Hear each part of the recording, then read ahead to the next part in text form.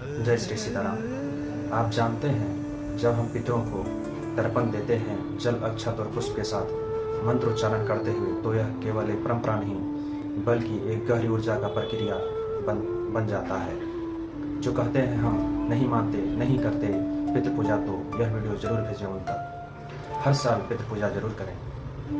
मंत्र एक ध्वनि है और उस शुद्ध ध्वनि का बार बार उच्चारण करने से ऊर्जा बनता है और ऊर्जा बनकर पूरे ब्रह्मांड में फैल जाता है। जैसे एक लकड़ी में अग्नि होता है लेकिन वह दिखता नहीं है। लकड़ी से अग्नि प्रकट करने के लिए लकड़ी को आपस में खींचना पड़ता है, तभी लकड़ी से अग्नि प्रकट होता है।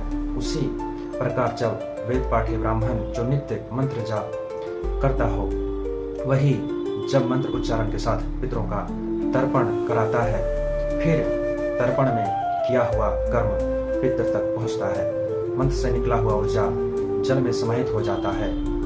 विज्ञान भी मानता है कि जल में भी याद रखने की क्षमता होती है। हम लोग तो ऋषि मुनियों कहे हुए बातों के ऊपर विश्वास नहीं करेंगे, इसलिए मुझे आज मजबूरन दूसरे देश के वैज्ञानिकों का रेफरेंस देना पड़ रहा है। जापानी वैज्ञानिक हैं, उनका नाम है डॉक्टर मसारू इमोटो, ने साबित किया है कि अच्छे शब्द और मंत्र उच्चारण से जल में सुंदर क्रिस्टल बन जाते हैं।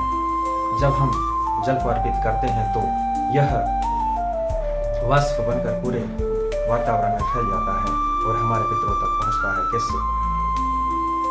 हमारे पूर्वजों का मृत्यु के तुरंत बाद ही अगला जन्म हो जाता है अपने कर्मफल के अनुसार।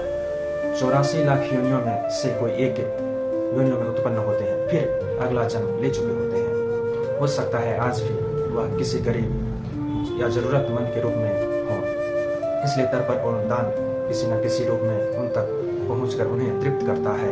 और वह तृप्त होकर जब कहते हैं कि मैं धन्य हो गया, प्रभु आपने मुझे यह सब दिया, मैं सुखी संपन्न समृद्ध हो गया, और जब वह मां से जब प्रार्थना करते हैं तो वह आपको प्राप्त होता है। तो इसलिए ना कहते हैं कि जैसा कर्म वैसा फल हमें मिलता है।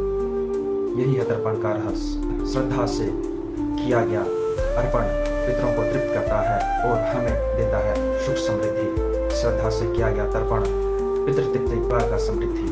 जय श्री राम।